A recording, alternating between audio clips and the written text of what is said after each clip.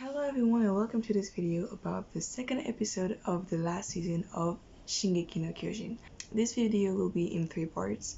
The first part I will talk about what happened in the episode, the second part the animation, and the third part the opening slash ending, even though I already kind of talked about that previously. But I wanted to talk about some things a little bit more specifically.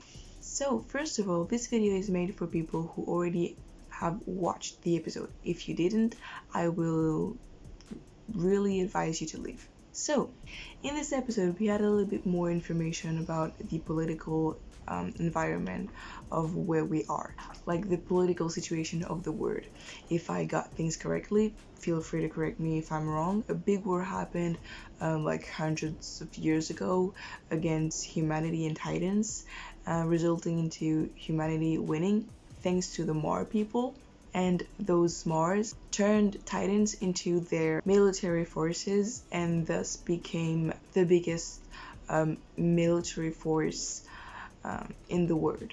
And now, like nowadays, when the story is taking place, Mar is realizing that having Titans is just not going to be enough to assure its place as a strong country. It's just not going to be enough anymore, because humanity is now evolving and now there are new technologies that can fight against those so powerful Titans. We also realize that there's a huge parallel that is made, but it's not very new, between what the situation that we are in right now and also the World War II.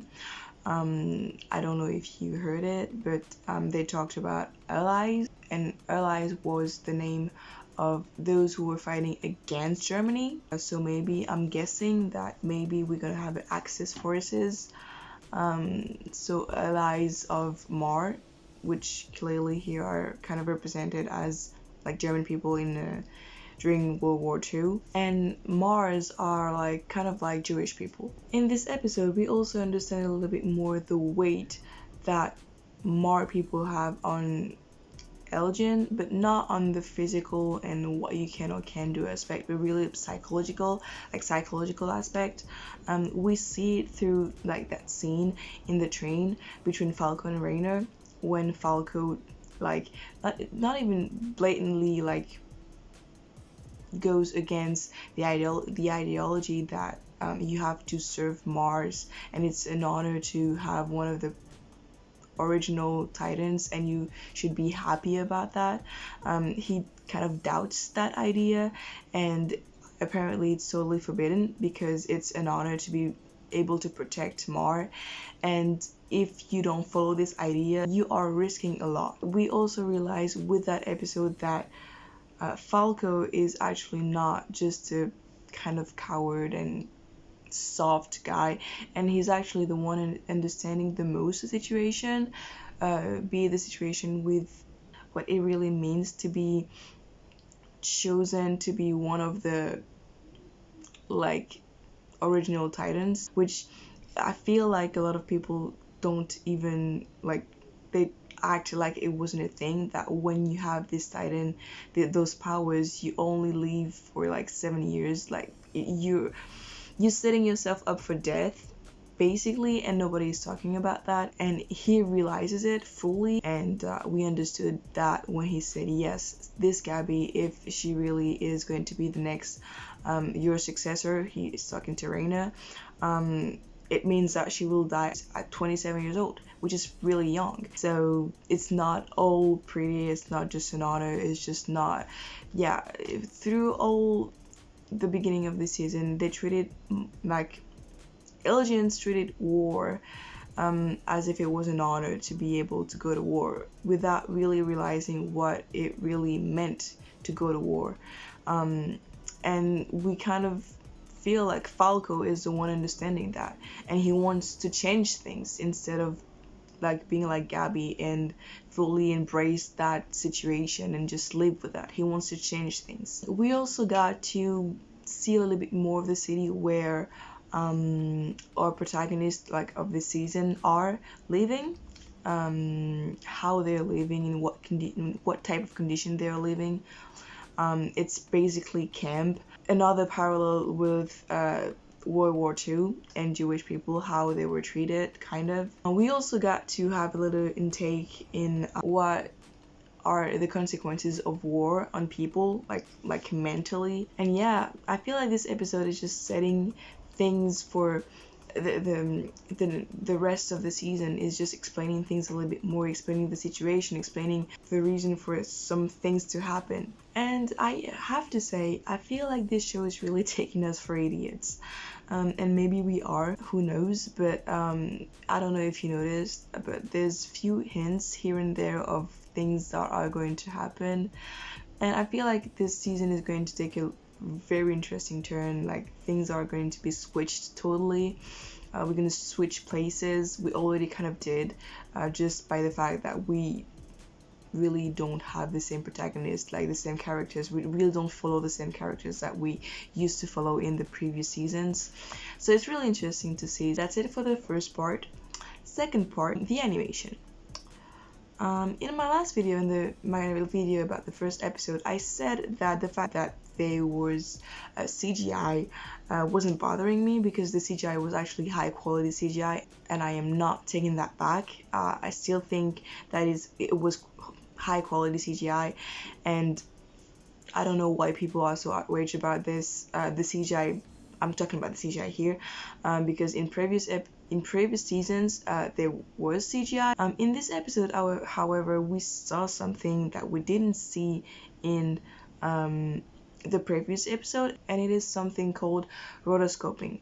Now, if you don't know what rotoscoping is, it's kind of like motion captures, and it's like the ancestor of motion capture. And we saw it during like 2 or 3 scenes, when Udo was making its speech about like whatever, I forgot, and Gabby was talking during their dinner about what happened during like their battle. And maybe or maybe not, I'm not sure, I'm not certain. And when Reiner was explaining to like his family what happened when he was in the Paradise Island, but I'm not sure. I feel like this was CGI, but this doesn't. But I might be wrong. Actually, I know I'm wrong. It wasn't CGI. It probably was rotoscoping. And I agree with all those people saying that it is extremely weird.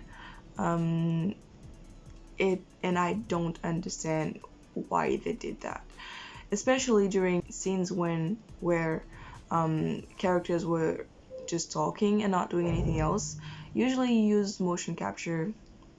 It's not real motion capture, but you get what I'm saying. Usually you use motion capture to do movements like fights. Like the last good example that we have of motion capture / rotoscoping is the God of High School for the fights. That's what they used.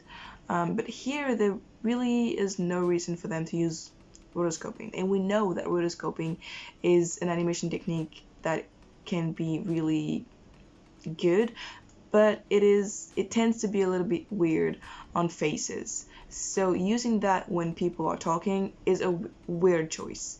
I don't understand why they made that choice. I don't know if it's because of budget or time or something, but it's just not a good choice. And I've seen people saying that yes, it's just because you're not used to it and stuff like that, but I mean, it's the last season of Shingeki no Kyojin. I don't want people to experiment.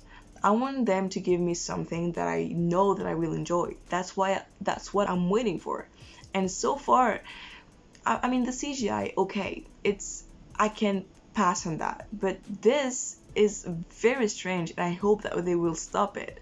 And I don't know if anybody else like beside me like noticed this, but there's also a kind of to me it's weird with the backgrounds, how the background is moving, like behind the characters. Sometimes it moves a little bit weirdly, and we also had this during the scene with Udo and the rotoscoping. It was really strange and weird, and I've never had anything to say on a Shingeki no Kyojin animation, and I don't want that to change. So you better fix this, please. And the third part of this video is going to be about the opening. So in my last video, I said that people who didn't understand that the opening was made like that on purpose were idiots. Now I'm gonna try to talk a little bit more rationally and actually explain to you why I think that this is a good opening slash ending. The thing with the Shingeki no Kyojin is that the first opening had such a huge impact on people. People liked it so much that I feel like they don't want anything besides something like we had in the first opening. The second one that people really liked is the one that we had in the third season, Sasagi Osaki. And honestly, I feel like it's just the rest of the song, the rest of the first song. And the thing is, the first opening was actually suited the situation that we were in at the time. And same for the third opening and the second opening. I'm not going to talk about the one, like the third one, because yeah, I'm going to give it to you. This one was a little bit weird. But all those openings made sense because it makes sense with the overall feeling of the show. They wanted to talk about hope about what they could find outside of the walls. They thought that outside of the walls was like a happy life if we succeeded to get rid of Titans. In the anime that we are in right now, it's not the case. This little bit of hope that people had is just totally gone because now we know that Titans aren't even the biggest threats, and outside of the walls for protagonists like Eren, Mikasa and stuff, everything that is waiting for them outside of these walls is a war and only hostility. So any bit of hope that we had in the beginning is just totally gone, and now we are totally in this era of war, of despair, because that's what comes with war, despair and all type of bad feelings. And this kind of choral like music is telling the story of war. That's how I understand it. And as I said previously, they made the opening such as we don't get spoiled, and it's kind of the same for the ending. And I'm not going to say much about the ending because I feel like it kind of follows what we had with the previous seasons. Concerning the opening, it's just logic. It's just I'm sorry, it's just logic. We've seen that we are in just a total different type of anime right now in this fourth season, so it's logic that the opening is going to change too. The feeling of the opening is going to change too. It's just logic to me, at least. That's why I think that those are good openings and ending. That's all I wanted to say. If you like this video, make sure to like this video, subscribe for more, and I will see you all next week because I'm gonna be here next week. Bye.